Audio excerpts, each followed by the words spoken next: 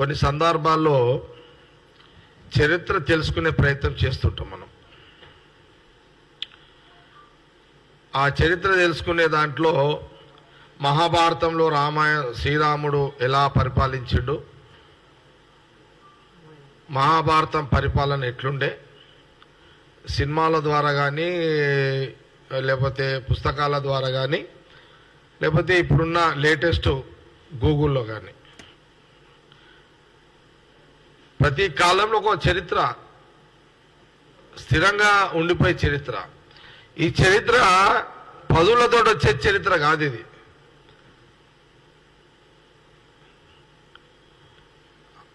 ముఖ్యంగా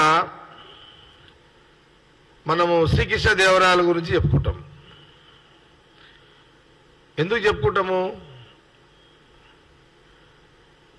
వాళ్ళు చేసిన పనుల మీద మనము ఆ చరిత్ర పుస్తకాల ద్వారా ఇప్పుడున్న గూగుల్ ద్వారా తెలుసుకుంటాం.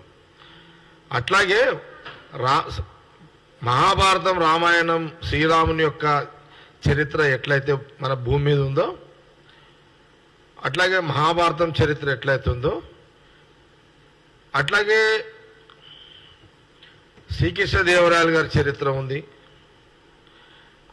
ఆ చరిత్రలో మహానుభావుల చరిత్ర ఎట్లయితే ఉందో మనము స్వాతంత్రం కంటే ముందు తర్వాత ఈ చరిత్రలో మనము మహాత్మా గాంధీ, నెహ్రూ, ఈరోజు రాహుల్ గాంధీ గారి కుటుంబం యొక్క చరిత్ర, వీళ్ళది ఒక చరిత్ర, చాలా బ్రహ్మాండమైన గొప్ప చరిత్ర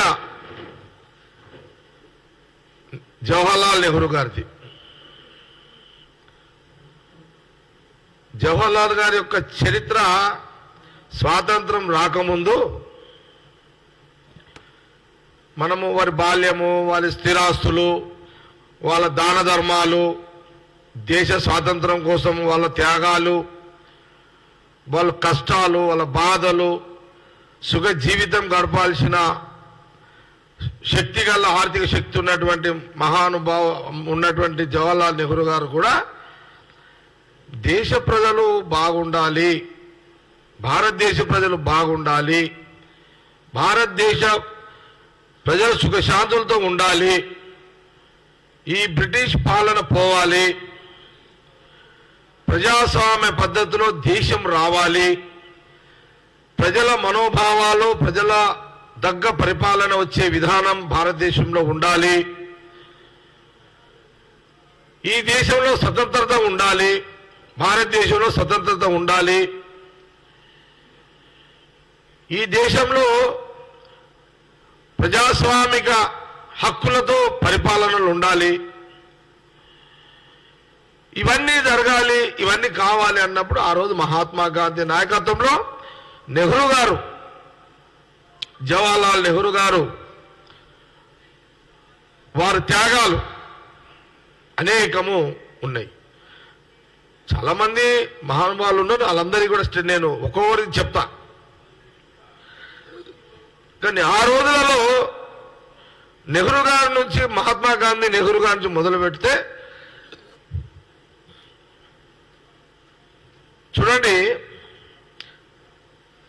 బ్రిటిష్ వాళ్ళని అటు మహాత్మా గాంధీ నెహ్రూ గారు ఈ భారతదేశ స్వాతంత్ర ఉద్యమంలో రక్తపాతం లేని యొక్క ఉద్యమాన్ని శాంతియుతంగా ఎవరి బలిదానాలు కాకుండా, ప్రాణాలు వదలకుండా, చావాల్సిన పరిస్థితి లేకుండా శాంతి మార్గమే దేశానికి మంచి మార్గం అనే ఒక పద్ధతిలో, దేశ పద్ధతిలో మరి ఉద్యమం కొనసాగింది. ఇది ఒక చరిత్ర, ఇది మనందరూ తెలుసు. అయినా ఎట్లయితే రామాయణ, మహాభారతము ఇంకా అనేక చరిత్రలు మనము చదువుతుంటామో ఇప్పటికీ, అట్లానే స్వాతంత్రం సమయంలో వాళ్ళ త్యాగాల గురించి చెప్పుకోవాల్సిన బాధ్యతగా మనకుంది. కాబట్టి అందుకే మళ్ళీ ఒకసారి ప్రెస్ మీట్ గాంధీ భవన్ ద్వారా మళ్ళీ ఒకసారి నెహ్రూ గారి యొక్క చరిత్ర మీద ఈ యొక్క ప్రెస్ మీట్ పెట్టడం జరిగింది. ముఖ్యంగా ఆ డోర్ తీయకుండా గొల్లెం పెట్టేసావా బాబు? ముఖ్యంగా చూడండి, స్వాతంత్రము ఇండిపెండెన్స్ వచ్చేసింది, శాంతియుతంగా మనకు ఇండిపెండెన్స్, దేశానికి స్వతంత్రం వచ్చింది. బ్రిటిష్ వాళ్ళు వదిలిపెట్టి వెళ్ళిపోయారు. అప్పుడు చూడండి, అంతకంటే ఆ టైంలోనే ఈ స్వాతంత్ర ఉద్యమంలోనే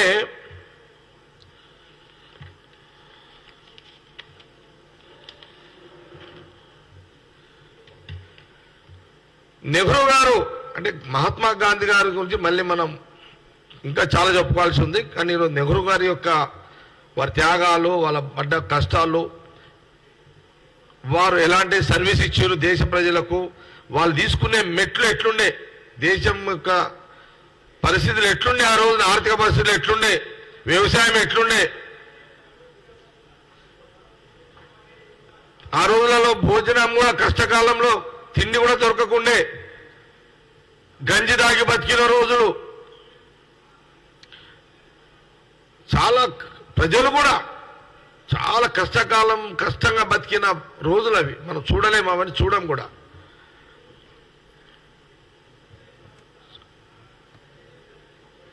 జవహర్లాల్ నెహ్రూ గారు 16 సంవత్సరాలు జైలు జీవితం గడిపిండు. చిన్న వయసులోనే ఆయన 16 సంవత్సరాలు భారతదేశ స్వాతంత్రం కోసము మహాత్మా గాంధీతో పాటు జవహర్లాల్ నెహ్రూ గారు 16 సంవత్సరాలు వారు జైలు జీవితం గడిపారు. స్వాతంత్రం వచ్చిన తర్వాత వచ్చిన వెంటనే దేశ ప్రజలు, మహాత్మా గాంధీ గారు, దేశ ప్రజలు, ఆ రోజు ఓట్లు ఇంకా స్టార్ట్ కాలే, ఎలక్షన్ కమిషన్ లేదు ఆ రోజున, డైరెక్ట్ గా ఏకగ్రీవ తీర్మానం దేశ ప్రజలు మహాత్మా గాంధీ గారి నాయకత్వంలో వారు ఈ భారతదేశానికి మొదటి ప్రధాని చేయడం జరిగింది. మొదటి ప్రధాని జవహర్లాల్ నెహ్రూ గారు 18 సంవత్సరాలు వారు ప్రధానమంత్రిగా ఈ దేశాన్ని పరిపాలించారు. ఇది గొప్ప, ఇదొక చరిత్ర. తర్వాత వారు ప్రధానమంత్రి అయిన తర్వాత ఎలక్షన్ కమిషన్ తీసుకొచ్చింది, ప్రజలే డైరెక్ట్ గా ఓట్లేసి గెలిపించే విధానం తెచ్చింది జవహర్లాల్ నెహ్రూ గారు.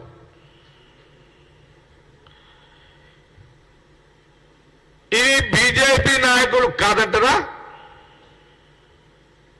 బీజేపీ నాయకులకు ప్రశ్న. దీన్ని ఛాలెంజ్ చేసే యొక్క ధైర్యము బీజేపీ నాయకులకు ఉన్నదా? ఈ ఛాలెంజ్ స్వీకరించే యొక్క శక్తి బీజేపీ నాయకులకు ఉందా? ఈ చరిత్ర కాదనే శక్తి?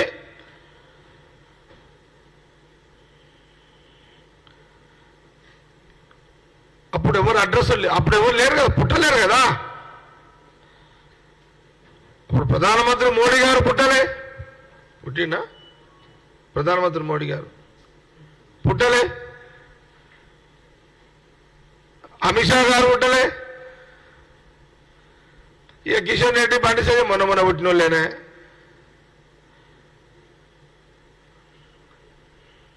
కాబట్టి ప్రధానమంత్రిగా నెహ్రూ గారు ఆ స్థానం ఎక్కిన తర్వాత అక్కడి నుంచి మొదలైంది పరిపాలన, అసలైన పరిపాలన. మన దేశం స్వాతంత్రం వచ్చింది, ఇక ఆర్థిక డబ్బులు లేవు దేశంలో, ఇండస్ట్రీస్ లేవు దేశంలో, వ్యవసాయం లేదు ఆ రోజులలో మన భారతదేశంలో, డ్యాములు లేవు దేశంలో.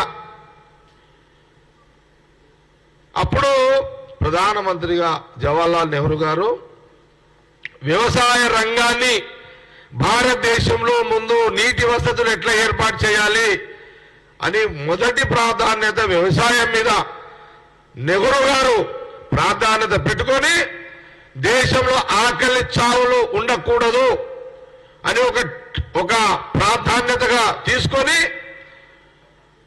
మన దేశంలో అనేక డ్యాములు, సపోజ్ మన ఉమ్మడి రాష్ట్రంలో తెలంగాణ ఆంధ్ర కలుపుకుంటే ఒక నాగార్జున సాగర్, శ్రీశైలం డ్యామ్, తుంగభద్ర.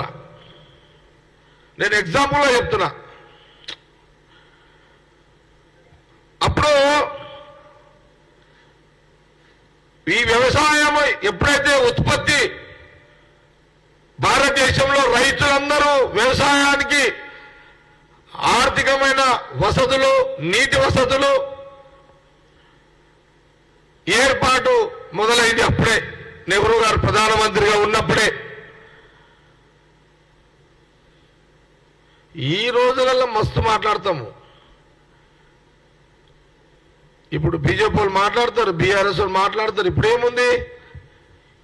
ఆనాటి కరువు ఇప్పుడు లేదు.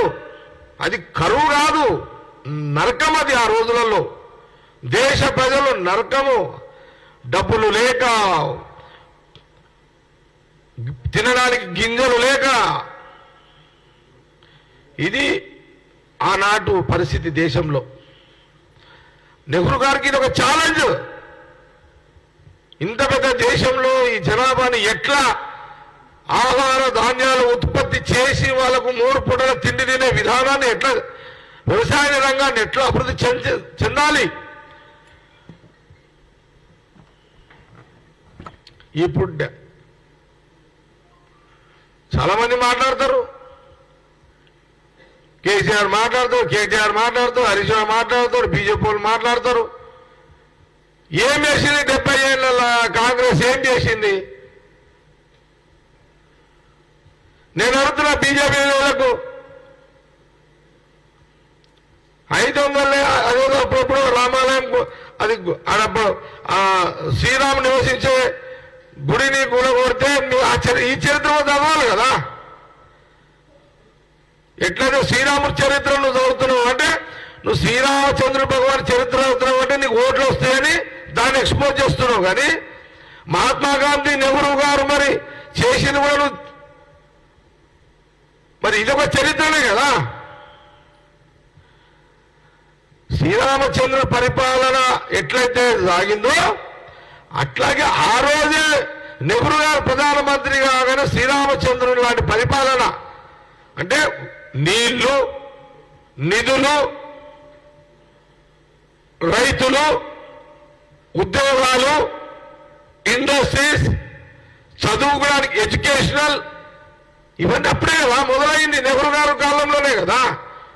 అట్లా పునాది నెహ్రూ గారు. అలాంటి పునాదిలో నుంచే ఈరోజు అనేక మంది నాయకులు, ఎవరైనా చూసుకో, మనం ఈ మధ్యలో ముఖ్యమంత్రులు అయిన వాళ్ళు 20 ఏళ్ళ చంద్రబాబు నాయుడు తీసుకో,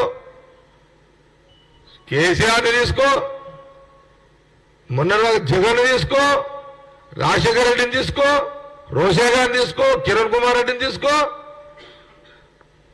ఇప్పుడు రేవంత్ రెడ్డిని తీసుకోండి.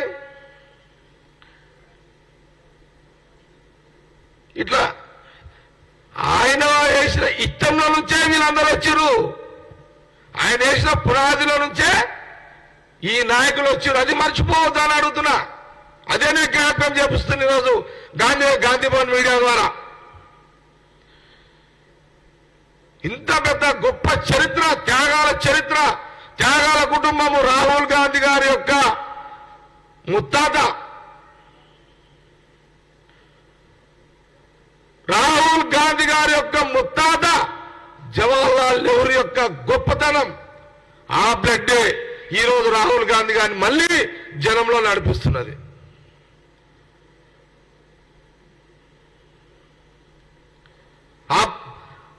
ఆ బ్లడ్ కి పవర్ ఉంది, త్యాగాల బ్లడ్ అది రాహుల్ గాంధీ గారి యొక్క కుటుంబం.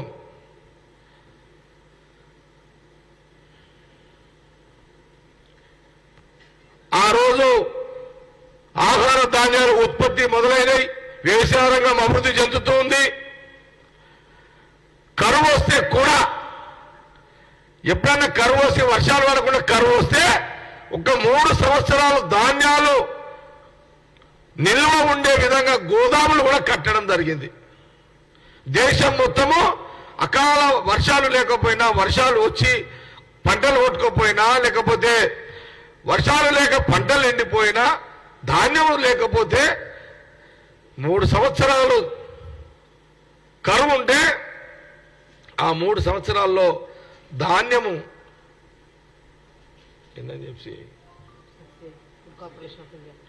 FCI food corporation of India, ఇప్పుడు మనము సూపర్ బజార్కి వస్తున్నాయి చూడు, అదే ఆడికెంచి వస్తున్నాయి. అది ఎవరు ఏర్పాటు చేశారు? నెహ్రూ గారే కదా. మరి అప్పుడేమన్నా ఎవరున్నారు? మోడీ గారు లేరు,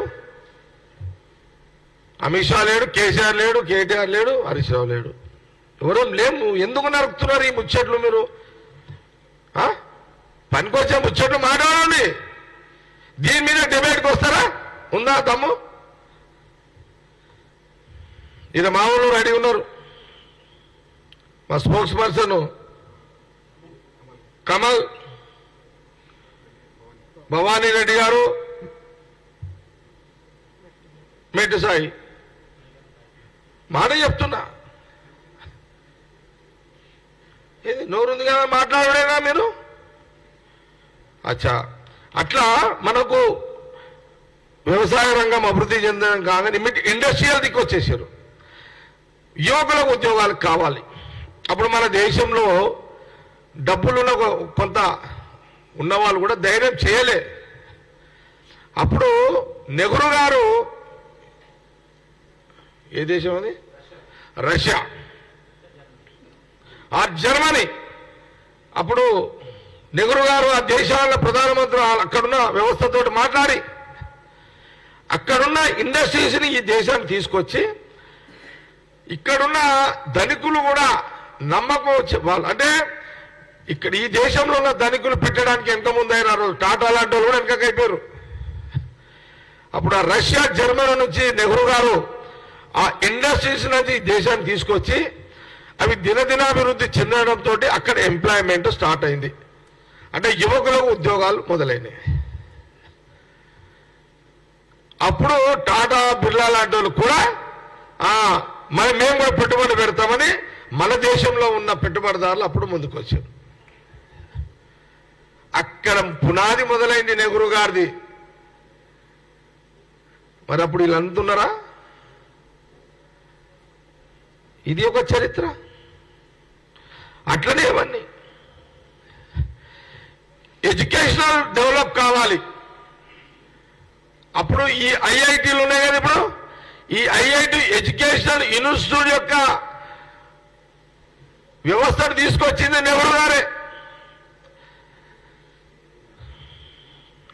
ఈ ఐఐటీలో చదువుకున్న విద్యార్థులు ఈరోజు దినదినాభివృద్ధి, దేశాభివృద్ధి. ఈరోజు ఏ పొజిషన్ ఉంది? ఐఐటి చదువుకున్న వాళ్ళంతా ఆనాటి నుంచి ఈనాటి వరకు దేశంలో ఆర్థిక విధానాలను పెంచే దాంట్లో ఐఐటి చదువుకున్న వాళ్ళు కూడా ఒక కీలక పాత్ర. ఇది ఒక చరిత్రనే కదా. మా దగ్గర బిహెచ్ఎల్, మా మెదక్ జిల్లా ఉమ్మడి జిల్లాలో బిహెచ్ఎల్, ఆ బిహెచ్ఎల్ తీసుకొచ్చింది, శంకుస్థాపన చేసింది ఎవరు? నెహ్రూ గారే. ఈరోజు నెహ్రూ గారి యొక్క ఏం చేసి ఉండాలి దాని మీద ఈరోజు నేను ఈ ప్రెస్ మీట్లో తెలియజేస్తున్నా.